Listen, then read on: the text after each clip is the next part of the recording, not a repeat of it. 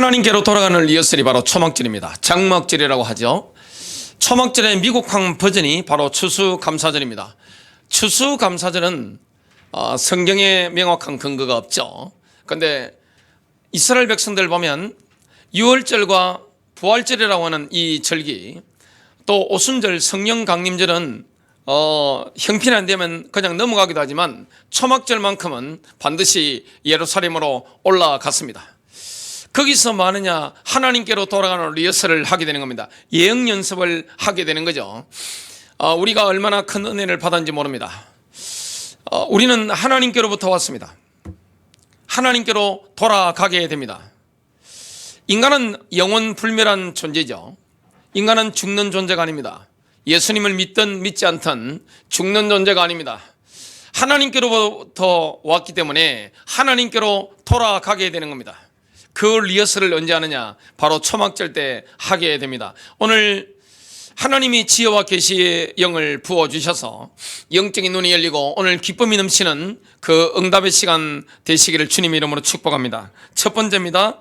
이스라엘 백성들은 각 가정마다 초막을 짓고 일주일간 즐겁게 생활하면서 하나님께로 돌아가는 리허설을 합니다. 지금 초막절에 이스라엘 가보면 정통 유대인들은 초막을 막 짓죠. 아파트 베란다가 좀 넓으면 거기 짓기도 하고 집 앞에 짓기도 하고 옥상에 짓기도 하고 그렇게 합니다. 현재 우리가 살고 있는 이 땅과 우리의 몸이 잠시 머무는 곳임을 마음속에 새기게 되는 거죠. 저와 여러분은 이 몸에 영원히 거할 수가 없습니다. 임시입니다. 이 땅도 임시입니다. 이걸 마음에 새기는 겁니다. 그리고 초막에 살면서 7일 동안 즐거워하는 겁니다. 리조이스하라. 우리는 뭐 하느냐? 굉장히 즐겁게 기쁘게 살아가는 겁니다. 우리가 이 땅에 잠시 살아가면서 정말 예수의 피로 씻음받은 사람이 맞다면 이 땅에서 우리는 뭐 하게 됩니까? 기쁘게 사는 겁니다. 여러분, 예수 믿는 사람 특징이 뭡니까? 기쁨입니다. 기쁨이 넘치는 거예요. 굉장히 슬픔 현장 가운데도 기쁨이 넘치는 겁니다. 사람들이 저를 만나면 항상 하시는 말씀들이 있습니다. 뭔가 좋은 일이 있으세요? 기쁜 일이 있으세요? 그게 정상이죠. 항상 기쁜 거예요. 특히 기도하고 나면 얼마나 기쁜지 모릅니다. 예배 드리고 나면 얼마나 기쁜지 몰라요. 주님을 만나고 나면 얼마나 기쁜지 모릅니다. 여러분, 그리스도인들 특징이 뭡니까? 근심이 없잖아요. 교회를 위한 근심, 복음 전도를 위한 근심, 그 근심에는 세상 염려에서 완전히 해방받은 사람들이 누굽니까? 바로 그리스도인들입니다. 죽음의 문제를 해결하신 그리스도, 사망 권세를 깨뜨리신 그리스도, 죄의 소리를 해방하신 그리스도, 이 그리스도 안에 있기 때문에 기쁘죠. 죽음의 문제가 완전히 끝이 났기 때문에 뭐 노후 걱정할 게 뭐가 있습니까? 죽는 걱정을 벗어났는데 경제 걱정, 뭐 자녀 걱정할 게 뭐가 있습니까? 우리 인생의 스케줄 걱정할 게 뭐가 있습니까? 항상 기쁘죠. 성령이 우리 안에 내주하시기 때문에 기쁜 겁니다. 여러분, 그 성령의 특징이 뭡니까? 기쁨의 영입니다. 성령 받은 사람은요, 막 기쁨이 넘칩니다.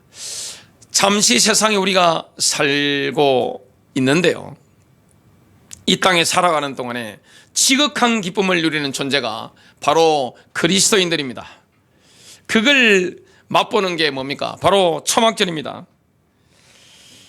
하나님께서는 우리가 사는 세상이 광야라는 것을 일깨워 주시기 위해서 임시로 거할 수 있는 가건물을 세워라, 이렇게 말씀하신 거죠. 레위기 23장 42절부터 43절입니다.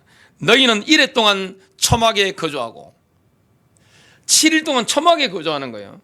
이렇게 번듯한 집에 거주하는 게 아니라 초막에 거주하는 겁니다. 왜냐?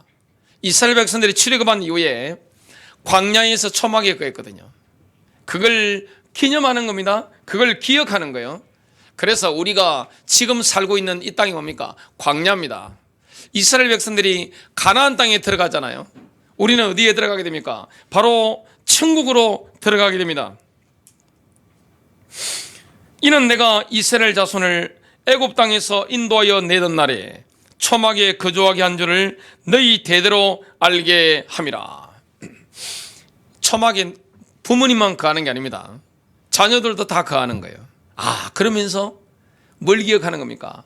우리 조상들이 초막에 거주했구나. 우리는 약속의 땅 가나안에 들어갈 언약의 백성이구나. 이걸 기억하게 된 거죠. 그래서 하나님께서는 속죄함을 받은 이스라엘과 함께 살기를 원하셨기 때문에 최초의 초막절에 성막을 만들어라 이렇게 지시하셨습니다. 성막은 뭡니까? 하나님이 함께하는 집이죠. 하나님의 보좌가 있는 현장입니다. 성막을 만들어라. 주님은 어디에 관심이 있습니까? 주님은 우리와의 깊은 관계에 관심이 있습니다. 하나님은 우리를 통해서 뭘 느끼게 됩니까? 지극한 기쁨을 느끼게 됩니다. 제가 어제도 우리 딸한테 이야기를 했습니다. 채영아, 나는 너만 생각하면 눈물이 날 정도로 기뻐, 행복해. 그런 이야기를 합니다. 제가 제일 많이 듣는 말이 아빠 사랑해. 우리 자녀들한테 제일 많이 듣는 말이 사랑해. 아빠는 존경스러워. 이 말을 제일 많이 듣습니다. 하나님은 어디에 관심이 있죠? 우리는 어디에 관심이 있죠? 여러분, 이스라엘 백성들은 이집트의 속박에서 해방받은 이후에 어디에 관심이 있습니까? 뭐니 해도 돈이죠. 돈, 물질 축복, 응답, 여러 가지 치유, 이런 거죠. 근데 하나님은 이스라엘 백성들과 어디에 관심이 있었습니까? 관계에 관심이 있는 거예요. 하나님은 우리와 함께 살기를 원하시는 거예요. 얼마나 주님이 우리에게 관심이 있습니까? 우리는 하나님이 주는 손에 관심이 있죠. 뭘 주는 거 싶어가지고 명절 되면요, 어린아이들 안 보세요. 혹시 할아버지 할머니가 뭘 주는가 싶어가지고 마늘 꺼내가지고 500원짜리 하나 줘보세요. 어떻게 되는지 인상이 팍 찌그러집니다. 1000원짜리 한번 줘보세요. 그냥 이거 아닌데 이거 만원짜리나 5만원짜리 넣으면 감사합니다 하고 하죠. 손에 관심이 있잖아요. 근데 주님은 어디에 관심이 있습니까? 우리 자체에 관심이 있습니다. 우리와 사귀고 싶은 거예요. 우리와 함께하고 싶은 거예요. 영원토록 함께하고 싶은 거예요. 여러분, 결혼을 왜 합니까? 저 사랑과 영원토록 내가 함께 있고 싶다. 그리고 그 마음이 들어서 결혼하는 거잖아요. 주님은 얼마나 우리를 사랑하셨던지 피 흘려 죽으시고 우리와 영원토록 함께하길 원하시는 겁니다. 그래서 성막을 만들어라 이 말씀을 하신 겁니다. 놀라운 거죠. 눈에 보이는 건 다 지나갑니다. 성취, 응답, 젊음, 부귀 영광, 사회적인 지위 다 지나가죠. 전부 다 지나갑니다. 그러나 하나님과 하나님 백성들의 개인적인 관계, 인격적인 관계는 영원한 겁니다. 이 땅에 우리가 함께 영원토록 살 분은 누굽니까? 바로 성삼위 하나님입니다. 하나님과의 관계가 가장 중요한 거예요. 관계에서 오면요 다 옵니다. 여러분, 이스라엘 역사를 한번 보시기 바랍니다. 하나님과의 관계가 가장 좋았을 때가 언제죠? 출애굽 때죠. 그때 이집트인들이 뭘 줬습니까? 검은 보화를 다 내놨습니다. 빨리 나가라 그랬습니다. 그거 가지고 사람들이 뭘 지었죠? 성막을 만들었죠. 성막이 지르고 된 겁니다. 또 이스라엘 역사상 하나님과의 관계가 가장 좋았을 때가 다윗 왕 때죠. 다윗은 정말 위대한 왕입니다. 정말 다윗의 인생을 보면 감동되죠. 다윗은 이스라엘 12지파의 마음을 이렇게 얻었습니다. 오직 뭡니까? 다윗은 하나님께 영광입니다. 그래서 다윗은 그 마음이 온전히 주님을 향했죠. 성경을 보면 하나님의 사랑을 가장 많이 받은 인물이 누굽니까? 다윗입니다. 이 다윗 때 이스라엘에게 쏟아진 영광을 한번 보세요. 건드리지 못하는 겁니다. 만만하게 볼 나라가 아무도 없는 거예요. 다윗 시대 보니까 이집트가 약해져 버렸고 수메르 지역에 있는 그 강대국들이 어떻게 됩니까? 또 저 아나톨리아 반도에 있는 강대국이 어떻게 됩니까? 역사적으로 연구해 보면 다 약화되고 이게 지중해 세계에 강한 나라로, 비록 작지만 강한 나라로, 제일 강한 나라로 우뚝 솟아버린 겁니다. 그 물질이 쏟아지는 거 한번 보세요. 정치적인 지위, 국제적인 위상 한번 보세요. 최고입니다. 나중에 솔로몬 때는 그 잘 나가는 이집트가 딸을 이어줬습니다. 공주를 이어줘가지고 솔로몬과 결혼을 시킬 정도로 이스라엘이 엄청난 강한 나라로 올라서게 된 겁니다. 주님이 뭐라고 말씀했습니까? 이 말씀에 순종하기만 하면 들어가도 복을 받고 나가도 복을 받을 것이다. 빌려줄지라도 너는 빌리지 않을 것이다. 그리고 위에만 있고 아래 있지 않을 것이다. 머리가 될 것이다. 꼬리가 되지 않을 것이다. 이 응답이 실현된 현장이 어디입니까? 바로 다윗 시대입니다. 우리는 자꾸 하나님 손에 관심이 있잖아요. 하나님 이거 주세요, 저거 주세요.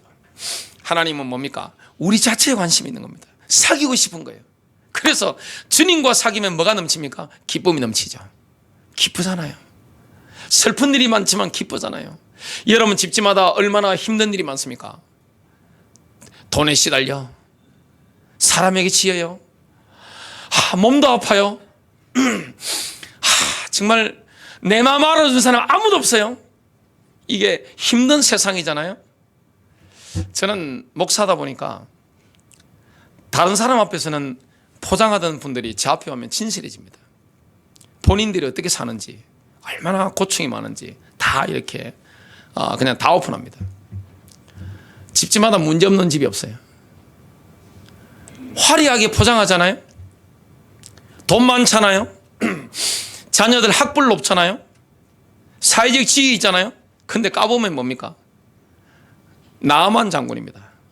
문둥병자예요. 속은 문드러지는 거예요. 안 그런 집이 있습니까? 안 그런 집 있으면 저한테 내놓아 보십시오. 안 그런 집 없어요. 얼마나 고달픈지 몰라요. 다 숨기고 있는 겁니다. 사회적 지위가 있고 높은 사람일수록 잘 나가는 사람일수록 어떻게 되냐? 포장을 더 잘할 뿐입니다. 인생이 만만합니까? 쉽지 않잖아요. 근데 그런 애환과 슬픔과 고충이 있다 할지라도 주님과 함께하는 인생에는 뭐가 있습니까? 기쁨이 넘치는 거예요. 그래서 뭐라는 겁니까? 7일 동안 가금을 만들어 놓고 리조이스해라, 기뻐해라, 즐거워해라, 이 말씀을 하고 있는 겁니다. 하나님과 함께하는 인생 밋밋하지 않습니다. 여러분 예수 믿는 것은요, 예수님을 믿는 인생은 뭔가 축 처지고 밋밋하고 이런 게 아니에요. 활력이 넘치는 거예요. 왜냐? 주님과의 관계 속에서 그 어마어마한 영적인 파워가 임한단 말이죠. 다윗을 보면 사무엘 선지자가 와서 몰래 와서 제사 지는 데는 핑계로 와서 다윗을 불러놓고 마느냐? 안수하죠. 먹고 갔습니까? 고압선 있죠. 도시에 보면 고압선이 있는데 그게 엄청나게 강합니다. 그 고압선에서 바로 이렇게 확 내리쬐는 것 같습니다. 그냥 번쩍하는 거예요. 그냥 그게 바로 성령설입니다. 그날 이후로 다윗의 인생이 달라졌는데 사람들이 다 보고 하는 거예요. 하나님이 영이 함께하는 것이다. 얼마나 기쁩니까? 여러분 하나님의 임재가 있으면요, 가정에 기쁨이 넘쳐요. 교회에 기쁨이 넘치고 내 인생에 기쁨이 넘치고 일터에 기쁨이 넘치는 거예요. 기뻐해라. 이 리허설을 하게 되는 겁니다. 혼자만 기뻐하지 말고 모든 민족과 함께 기뻐해라. 그게 바로 초막절입니다. 초막절에는 70마리의 황소를 잡아서 속죄제를 드립니다. 그리스도의 재림 때 모든 민족이 초막절을 지키는 예행 연습을 하게 되는 겁니다. 재림 때는요, 모든 민족이 초막절을 지키는 거예요. 이런 응답을 오늘 받아 누리도록 우리가 부름을 받았는데, 초막절을 수장절이라고 하죠.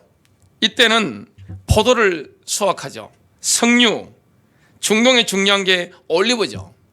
이런 걸 수확해가지고 창고에 드리는 겁니다. 이건 어떤 리허설인가 하면, 그리스도께서 재림하시면 그리스도인들을 모아서 천년 왕국에 거두어 들이실 것에 대한 예행 연습입니다. 진정한 그리스도인들은 어디 가운데 들어가게 됩니까? 천년 왕국으로 막 들어가게 되는 거예요. 이게 수장절입니다. 이런 곡식들 열매들을 모아서 창고에 들어있는 것처럼 진정한 그리스도인들을 모아서 천년왕국으로 들어가게 하시는 이 리허설이 뭡니까? 바로 초막절입니다. 출애굽기 23장 16절 수장절을 지키라. 이는 내가 내 수고하여 이룬 것을 연말에, 연말이라고 하니까 우린 연말이 언제입니까? 12월 달이잖아요. 연말이 언제입니까? 바로 이스라엘 달력에는 6월에서 7월로 넘어가는 유대력을 말하는 겁니다. 연말의 개념이 지금 다른 거죠. 달력이 다릅니다. 연말에 밭에서부터 거두어 저장함이니라. 두 번째입니다. 초막절에는 전도서를 읽으면서 중요한 것을 각인시킵니다. 뭘 각인시킬까요? 세상은 허무하고 부조리하지만 하나님의 임재 안에 거하는 사람은 지극한 기쁨을 누린다는 겁니다. 여러분, 세상은 얼마나 부조리합니까? 내 양심과 상대방의 양심이 부딪히는 게 정치 현장이고 세상 현장이죠. 부조리하죠. 여러분, 세상을 바꿔보겠다고 했던 혁명가들, 정치인들 제대로 됩니까? 윈스턴 처칠이 영국의 수상이었죠. 그 당시에 세계적인 복음 전도자 빌리 그레함을 개인적으로 만났을 때 한 말이 있습니다. 물론 그 깊은 대화는 윈스턴 처칠이 죽고 나서 오픈됐습니다. 목사님, 세상을 보니 희망이 없습니다. 희망이 없는 거예요. 정치에 무슨 희망이 있습니까? 과학 문명에 무슨 희망이 있습니까? 발전 엄청나게 시키죠. 정치도 좋은 면이 많죠. 우리의 유일한 소망은 뭡니까? 예수 그리스도입니다. 하나님의 임재 안에 있는 인생은 지극한 기쁨을 누리는 겁니다. 세상 부조리하죠. 세상은 너무나 부조리합니다. 세상 것이 얼마나 허무합니까? 너무너무 허무해요. 하지만 하나님의 임재 안에 거하는 인생은 지극한 기쁨을 누리는 거예요. 여러분, 하나님을 잘 믿으면 기쁨이 넘칩니다. 기쁜 거예요. 부조리한 현장 가운데도 기쁨이 넘치는 거예요. 험함을 바라보면서도 뭐합니까? 기쁨이 넘치는 거예요. 예수 믿는 분들 보면 눈빛이 초롱초롱하잖아요. 눈빛이 그냥 광채가 나오잖아요. 예수 믿는 분들 보면 얼굴에 그냥 윤기가 이렇게 막 흐르잖아요. 왜냐? 하나님의 영광이 함께 하니까 이게 뭔가 아우라가 있는 거죠. 빛이 확 비치는 거죠. 오로라. 로만 가톨릭에서 그린 그림들 보면 이 후광이 있죠. 오로라. 그건 영적으로 보면 사실입니다. 성령 받은 사람들, 예수 그리스도, 사도 바울, 베드로, 요한 이런 인물들 그린 거 보면 후광이 쫙 있습니다. 진정한 그리스도인들, 성령 받은 사람에게는 뭐가 있습니까? 이런 오로라가 쫙 있는 겁니다. 사람이요, 아무리 잘생겨도 은혜가 없으면요 없어 보입니다. 그 잘생긴 얼굴이 빛이 나지 않습니다. 근데 사람이 좀 개성 있게 좀 생겨도, 못생겼다는 표현을 못 쓰겠네요. 하나님 못생기게 안 지어졌으니까. 좀 개성 있게 생겨도 후광이 있잖아요. 영광이 있으면 어떻게 됩니까? 야, 작품이야, 작품. 야, 작품이야. 이렇게 되는 겁니다. 기쁨이 넘치는 거예요. 위로부터 주어지는 기쁨. 여러분, 성령 받으면 기쁨이 넘치는 인생이 되는 겁니다. 솔로몬은 세상 사람들이 추구하는 쾌락을 다 맛봤죠. 사람들이 뭘 추구합니까? 돈이죠. 솔로몬만큼 돈 많이 가는 사람이 있습니까? 없습니다. 권력이죠. 왜 권력을 가지려고 합니까? 쾌락을 추구하기 위해서 권력을 가지죠. 모든 쾌락 다 즐겼습니다. 근데 뭐라고 합니까? 그 모든 경험이 영의 고통이었다, 이렇게 고백하는 겁니다. 사람이요, 잘 먹고 고기 먹고 뭐 이상한 짓 하고 하면 엄청난 쾌락이죠. 어떤 장로님이 그러시더라고요.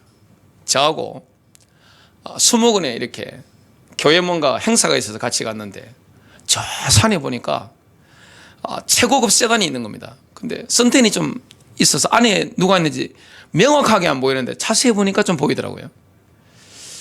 좀 나이 든 남자분이 있고 옆에 좀 상당히 좀 젊고 예쁜 여자분이 있는데 그 장로님이 저보고 뭐라 하시느냐, 목사님, 세상에서 제일 재미있는 게 바로 저겁니다, 그러시는 겁니다. 저거 뭐 압니까? 그죠? 저는 경험을 해보지 못했기 때문에 그 모든 경험을 솔로몬 다 했습니다. 황금 그냥 널브러졌습니다. 지식 다 가졌습니다. 그리고 귀족들 미녀들 다 데리고 있습니다. 권력, 솔로몬의 그 권력은요 중동의 최고입니다. 다 꿇는 거예요 그 앞에. 그런데 어떻게 됩니까? 그 모든 것이 영의 고통이었다. 영적으로 고통을 받는 겁니다. 그게 좋은 게 아니에요. 영의 고통이 강력한 거죠. 전도서 2장 11절 그 후에 내가 생각해 본 적 내 손으로 한 모든 일과 내가 수고한 모든 것이 다 헛되어 바람을 잡는 것이며 해 아래에서 무익한 것이로다. 여러분 쾌락 추구는요 끝이 없습니다. 본질적인 만족을 주지 못합니다. 솔로몬은 끝없는 쾌락을 즐겼지만 여러분 입에서 숨이 떠나면 어떻게 됩니까? 허무하게 사라지죠. 그것처럼 허무하게 다 사라져버린 겁니다. 늙음하게 뒤돌아보니까 아무 유익이 없는 거예요. 여러분 전도서의 핵심 포인트가 뭡니까? 인생의 허무가 아닙니다. 솔로몬이 전도서를 기록했는데 그 주제가 인생의 허무가 아니에요.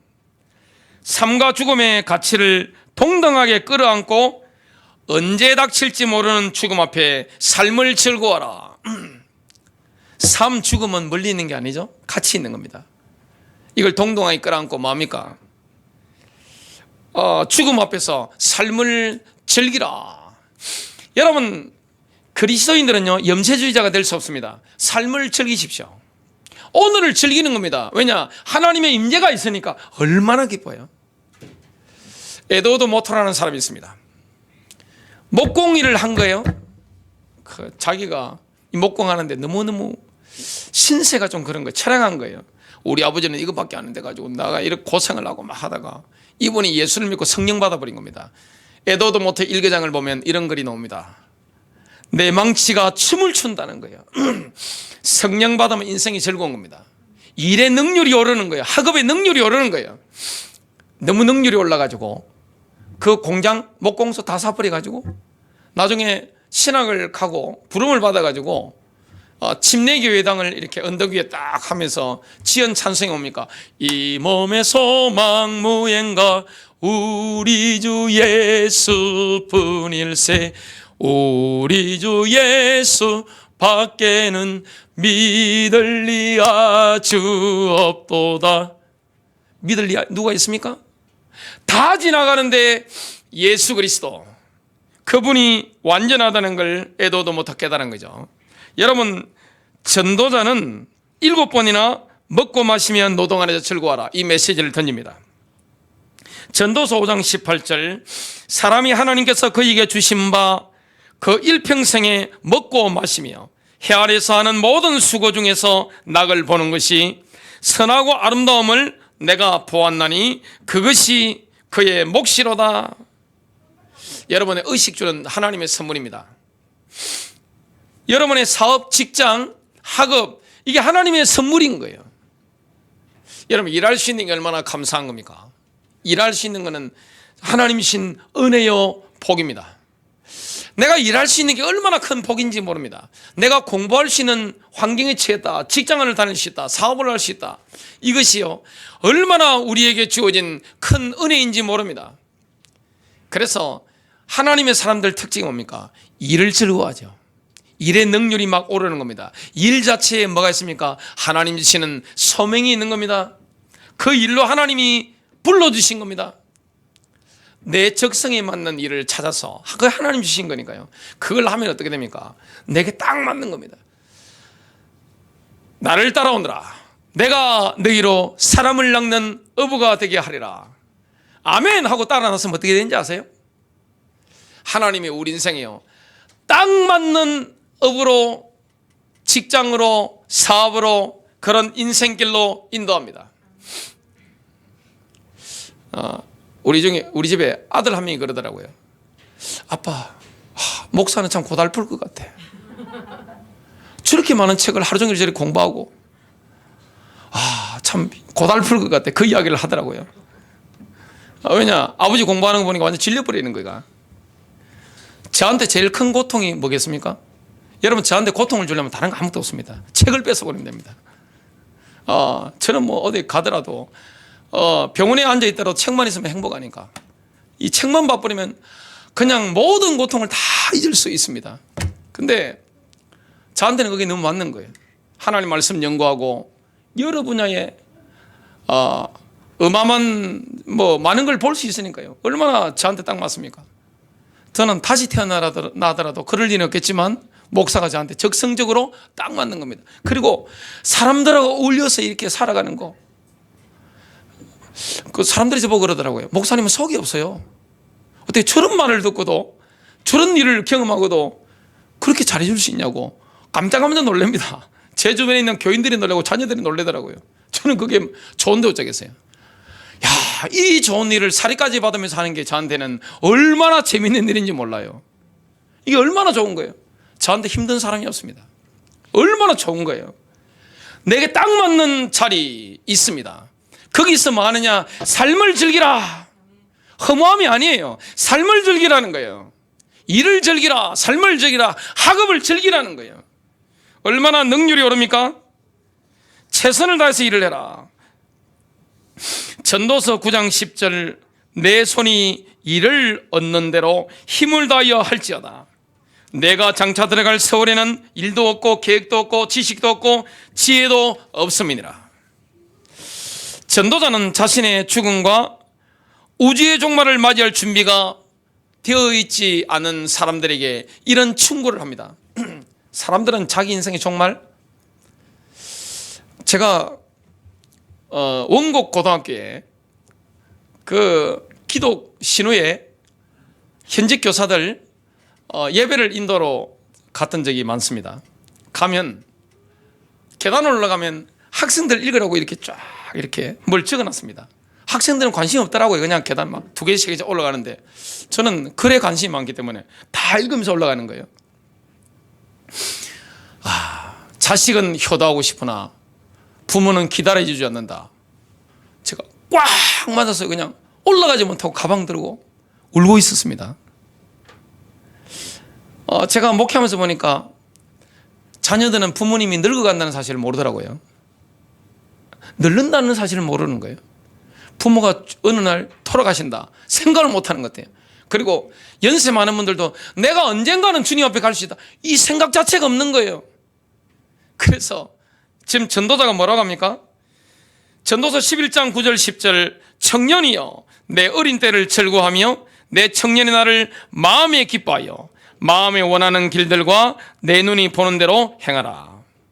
뭐라고 합니까? 마음대로 즐기라는 겁니다. 청년의 때에 할 수 있을 때 먹고 즐기라는 거예요. 좋은 거예요. 그게 나쁜 게 아니에요. 아니, 연세 많은 분들만 있으면 소비가 어떻게 됩니까? 그죠? 학생들 관심이 얼마나 많아요. 청년들 이것도 관심 있고 저것도 관심 많고 뭐 여행도 다니고 먹고 하니까 세상이 돌아가는 거 아니겠어요? 즐기라는 거예요. 잘 먹으라는 거예요. 그 즐기라는 거예요. 그러면서 뭐라고 합니까? 그러나 하나님이 이 모든 일로 말미암아 너를 심판하실 줄 알라. 심판이 있습니다.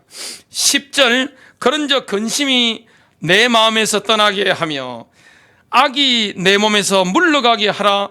어릴 때와 검은 머리의 시절이 다 헛되니라. 지나간다는 거예요. 깨어나라는 거예요. 주님 앞에 갈 준비를 하라는 거죠. 세 번째입니다.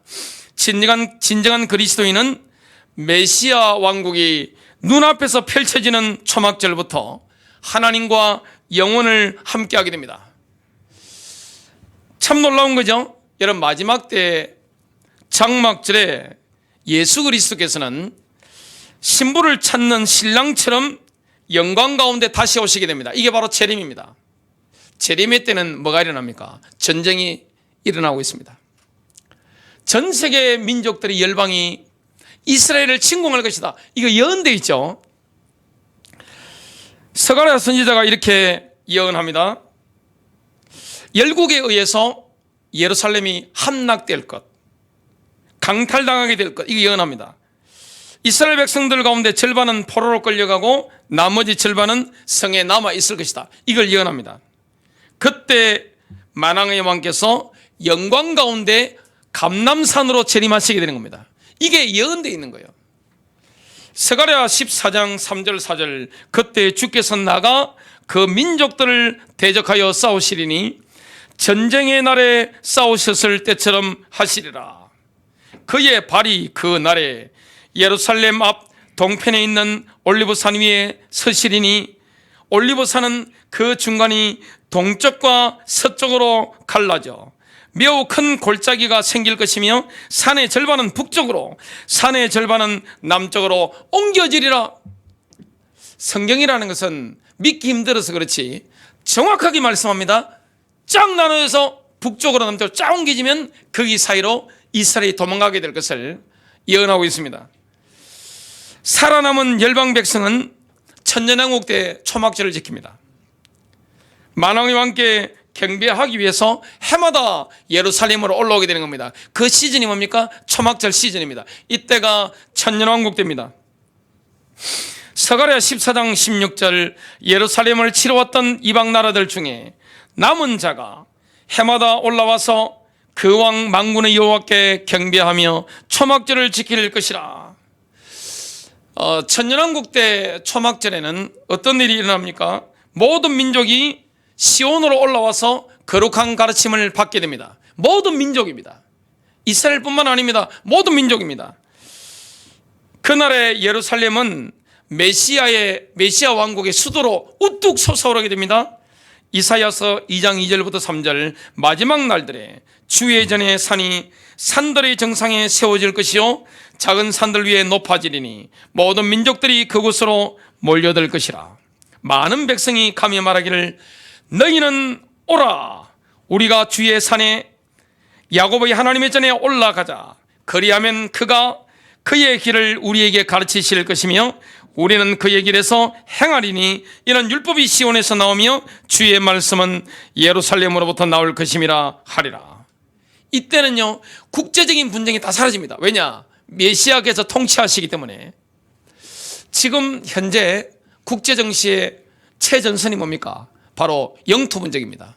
우리나라 주변에 한번 보세요. 독도 분쟁, 남중국해, 카슈미르 지방, 전 세계에 어마어마한 이런 분쟁들이 있습니다. 내전, 무장폭동, 엄청난 국내 혼란들, 테러들 이런 게 많은데 이게 다 사라지게 된다고 말씀하고 있습니다.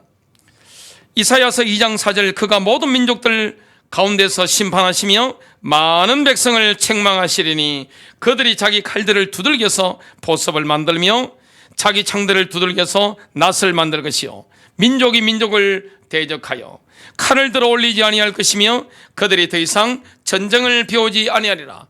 그때가 되면요 웨스트 포인트라든지 대한민국 육군 사관학교, 해군 사관학교, 공군 사관학교 다 없어집니다. 중국에 군사훈련 하는데 다 없어집니다. 러시아 군사훈련 하는 거 다 없어지는 겁니다. 왜냐? 메시아가 왕이 되시기 때문에 그렇습니다. 사도 베드로는 천년왕국 후에는 새 하늘과 새 땅이 시작될 것이라는 예언을 합니다. 베드로서 3장 12절 13절 하나님의 날이 오기를 고대하고 열망하라. 그때는 하늘들이 불에 타서 녹아버리고 우주의 구성 요소들도 맹렬한 불에 녹아내릴 것이나 우리는 그의 약속대로 의가 가는 새하늘들과 새 땅을 기다리는도다. 결론 맺습니다. 모든 것은 하나님의 계획대로 됩니다. 내 생각대로 되지 않습니다. 여러분 세상 사람들이 생각대로 되지 않습니다. 모든 것은 하나님의 계획대로 됩니다. 주님은 얼마나 우리를 가치 있게 봅니까? 우리와 영원히 함께 하겠다는 겁니다. 영원히 우리와 함께 살고 싶은 겁니다. 이것이 주님의 간절한 열망입니다. 그렇다면 지금 우리가 이 땅에서 일하면서 기쁨을 누리잖아요. 공부하면서 기쁨을 누리잖아요. 사업하면서 내게 딱 맞는 주어진 그 일에 뭐 하는 겁니까? 기쁨을 누리는 겁니다. 즐거워하는 겁니다. 여러분 승리하시기를 주님의 이름으로 축복합니다.